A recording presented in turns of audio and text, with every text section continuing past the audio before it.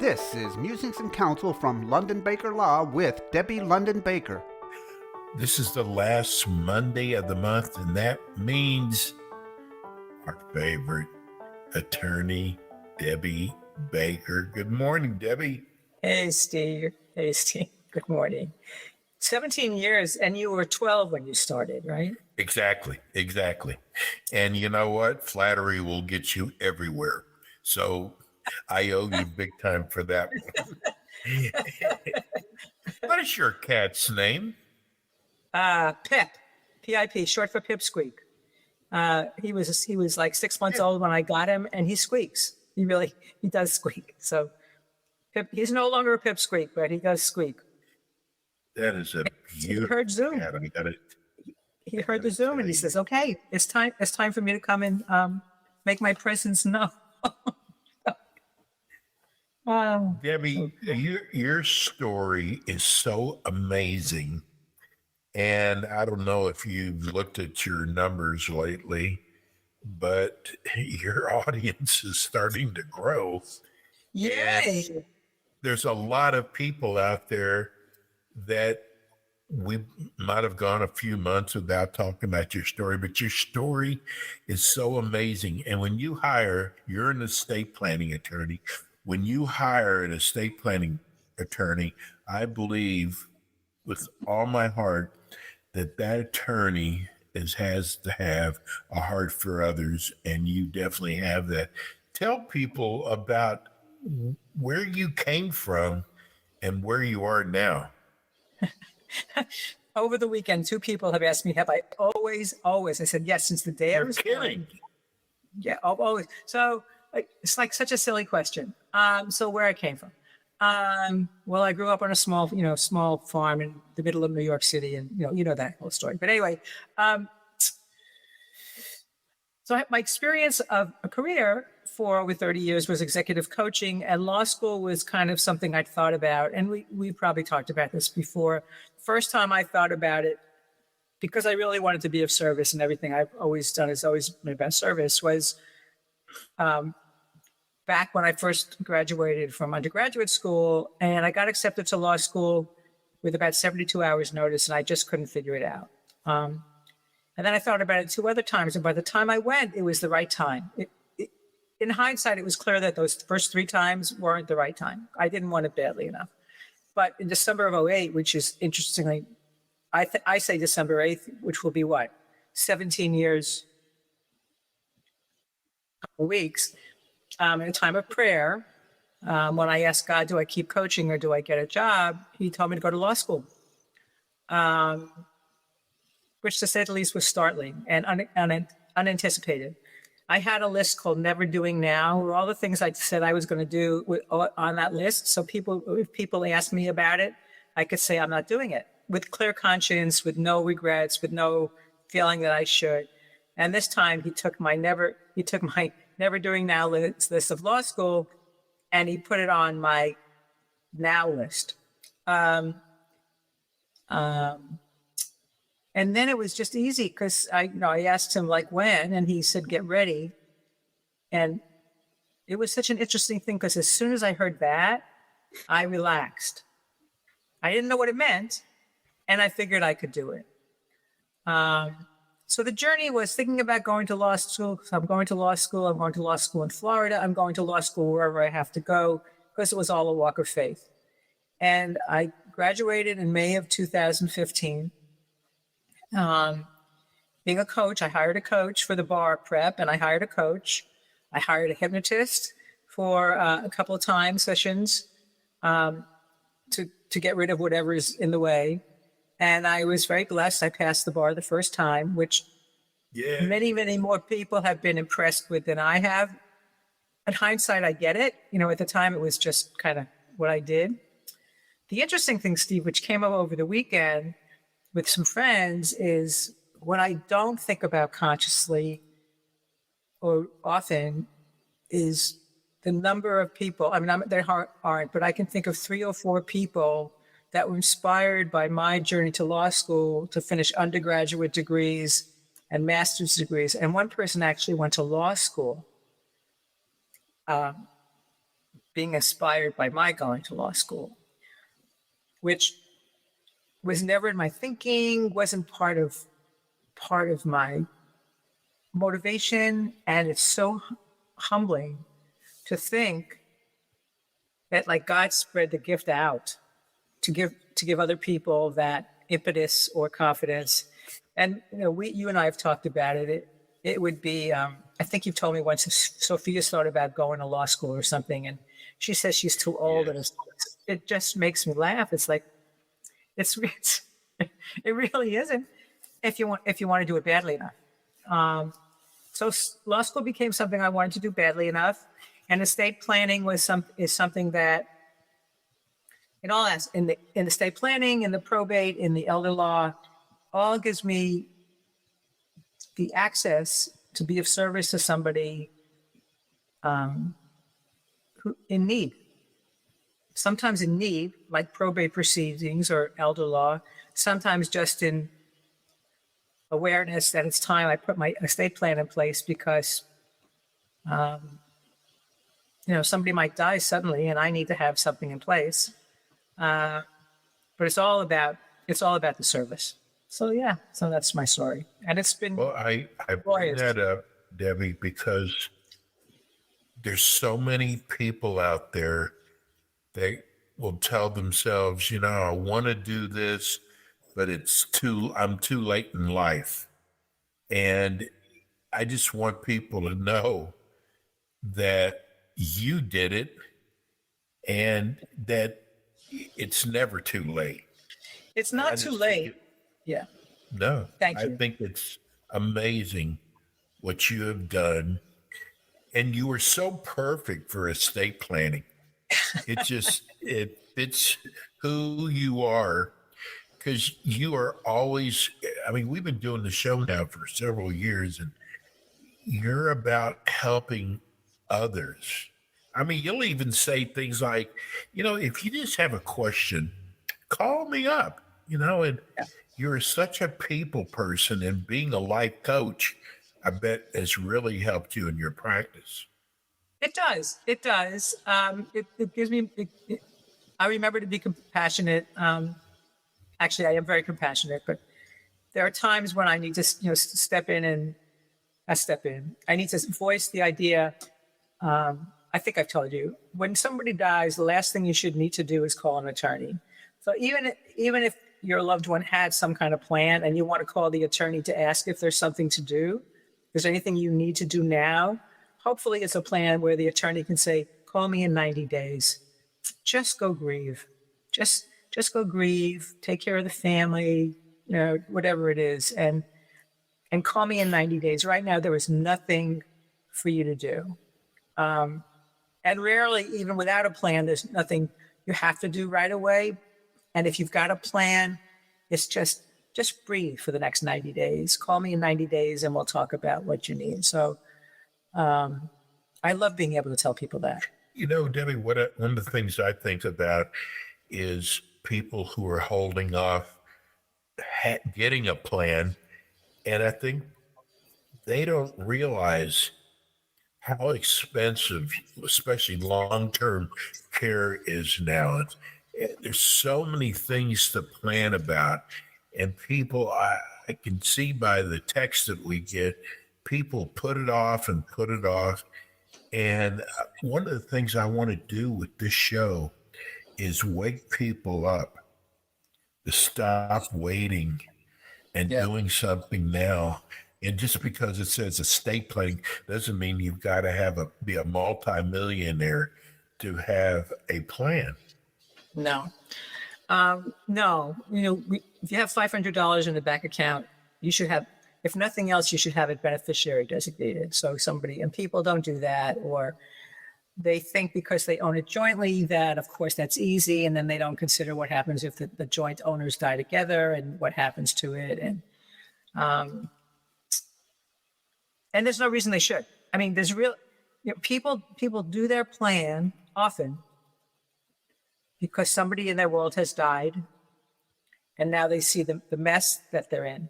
They'll do it because somebody's sick and they realize they don't have right now I have potential clients. The wife has her husband's healthcare directive, but she doesn't have a power of attorney for him. So she can't do anything financially. I mean, she can't sell their house if need be, or do Medicaid planning if need be without a power of attorney, and she wasn't aware of that. He is potentially going to be diagnosed with Alzheimer's, which is not the end of the world as long as he does his documents while he's still got capacity. So people do it when they're in a crisis, which is not the time to do it. And then you meet the people who say, I've been avoiding this for years and I have you around to it and I'm going to call and we're going to do it. You know, they've told me they don't think they can afford it. One of the things I love about working for myself is I can always make the money work.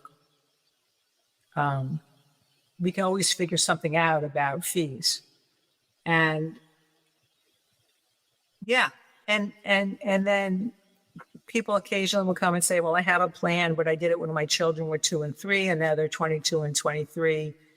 Do I need a new plan? And the answer is probably they think they need it because they named guardians for their children originally, which is now irrelevant. But they need it because they might have grandchildren and they haven't made any anticipatory measures. Or people who don't have children who think, well, I'm leaving my brother my house in the will. And I said, well, that's great, but he'll have to go through probate. Oh, I never thought about that.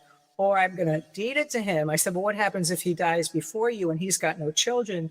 You're still in a probate situation and you won't be here, but why would you have anybody you love have to spend money to get done what you want to get done? So, like I said, I'm always open for a conversation. And it doesn't matter, you know, I'm only licensed in Florida, so I can't give you legal advice for anywhere else. And I can give you guidance. What questions do you ask? What do you have to know? I might be able to find you a referral. And in Florida, would I like to work with everybody who calls me? Sure. But if they find somebody else that they're more comfortable with, God bless them. Just go get it done. In fact, I'm telling people a great thing to do this month or even toward the end of the year is find a person you love who doesn't have a plan and say, listen, if you're using money as an excuse, I'll pay for it. I just want you to have it. Who knows if anybody will take me up on it or take advantage of that offer to somebody, but just get it done. Just get it done. What do you think's the biggest surprise that people have about estate planning? I think sometimes it's how difficult it is to choose the people they want to have serve in the roles. Sometimes people think they need to name their eldest child when they wouldn't necessarily trust their eldest child with a nickel, much less the right to make financial decisions for them. Conversely, they have a hard time dealing with the fact that they're confronting the fact that they wouldn't trust their eldest child or one of their children with a nickel. What does that say about them? So in family situations, that's one of the big stumbling blocks. That's what holds people up. Parents with minor children don't know who to appoint to raise their children. They wouldn't trust their siblings, would it? They feel that they're imposing on friends to ask, which I can understand. They're willing to appoint their parents, but they certainly understand that A, their parents are older than them, okay, and B, their 60 or 70-year-old parents might not want to raise children. I mean, might not be willing to take it on. It's not the money. It really isn't the money. It's those hard decisions. Who do we choose? More difficult, I think, for people who are single. Very difficult for people who move to Florida, who don't have family in Florida, or good friends yet in Florida. Yeah, I would say that those are the toughest decisions. Debbie, And my job is to walk them through it. It's just to walk them through absolutely. You know, we hear a lot about living wills. it. Mhm. A lot of people don't even know what a living will is. No, they collapse. A last will and testament, which is for what happens after you pass, with a living will is very active while you're living. So a living will is your statement of what you want to have happen, how you want to be cared for at the end of life. And the language in the document is when your physician and a consulting physician have agreed that there's no reasonable medical probability of recovery. When I first heard that expression, I thought, what a lawyer expression. And what I've learned is the last thing you want to do is have a doctor guarantee you your loved one's going to live and then they die, or guarantee you that your loved one's going to pass and then they continue living, however you define that. So the living will is the one where you choose when you would want any kind of life support measures, okay? So oxygen is not a life support. It's not considered life support. But intubation for food is considered life support, okay? Or kidney dialysis, or CPR, or antibiotics when you have an infection. I had a friend years ago whose mother had dementia. She was in New York. Her mom was here in Florida. They called her from the facility, the memory care unit her mother was in at 3 o'clock in the morning to tell them her mother was struggling and took them to the hospital. Did they want them to treat her? Did they want them to give her antibiotics? She didn't have time to think and say no. And there probably wasn't a living will that had that on there, no antibiotics. And so her mother lived for another year. And I think it was the biggest regret her daughter had. So you give Sophia the right to say, if the doctors say this, and I have an end stage condition, which is like end stage kidney failure, let's say, or a terminal condition, you've got stage 4 cancer and chemotherapy is not going to work, or you have a persistent vegetative state, that they are to remove all life support, and you get to check no CPR or yes CPR, no antibiotics or yes antibiotics. And your healthcare surrogate who's going to implement this can hold this up to the doctors and the family and say, this is what Steve wants. And this is what we're going to do. And then the doctor can't say, but we can do this. I understand you can do this. You can get rid of his pneumonia, but you're not making him better. You're not going to take him off the breathing. You're not going to take him off oxygen. He's not going to be able to breathe on his own. We're not doing this. A wonderful book for anybody who likes to read about this is called Medicine in the 11th Hour by Surita, S-U-R-I-T-I, Puri, P-U-R-I. It's all about palliative care. And she came to palliative care as her specialty because she saw all the people who came through her emergency room who hadn't told anybody anything, and the family argued. And she watched this poor patient being kept alive because one person said, no, it's time to let her go. And the other person said, no, we're going to keep her alive.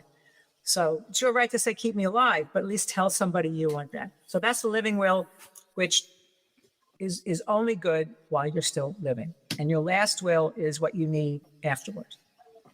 And people confuse them all the time. We just got a question in. What is a durable power of attorney? Okay. And what are some of the key things that people should know about that? A durable power of attorney is one that continues in effect after somebody becomes incapacitated.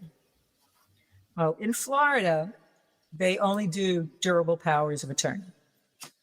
In other states, they do what they call springing powers of attorney, which don't go into effect until somebody does become incapacitated.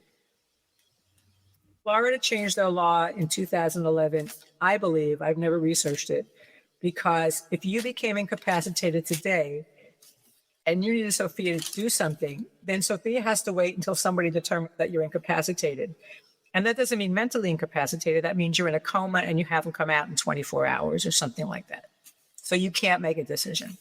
So the durable power of attorney is designed to continue to be in effect after you may become incapacitated. And it gives somebody the right to make financial decisions in a wide gamut of areas for you in that state. It also gives them the right, so they can put money. Well, putting money, you can put money in anybody's bank account, but you can take money out of a bank account. You can sell a house, buy a car, sell a car, access digital assets. You can.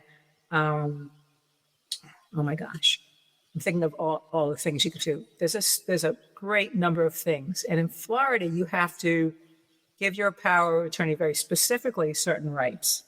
So the biggest thing I put into powers of attorney is the right that that person can do government benefit planning for you in the event you need it. Because often if you don't have that and you need government benefits, somebody's got to apply for guardianship. The power of attorney might run by itself $1,000. Guardianship runs like $10,000. So, but I hope that answers that question of a pattern. And durable means it just continues after somebody becomes incapacitated. And Rebel is telling us again, our time is up, and she's really annoying. First of all, I want to wish you and your family a very blessed Thanksgiving. I think that we are blessed to have you as our expert in estate planning, because we have an older audience and it's very important. And I guess we'll see you next month. December 29th. This month is going by so fast. I just want to tell you, we love you. You're the best. And we'll see you next month. Yeah. You and Sophia have a great time. Rebel. Tell people how they can reach you.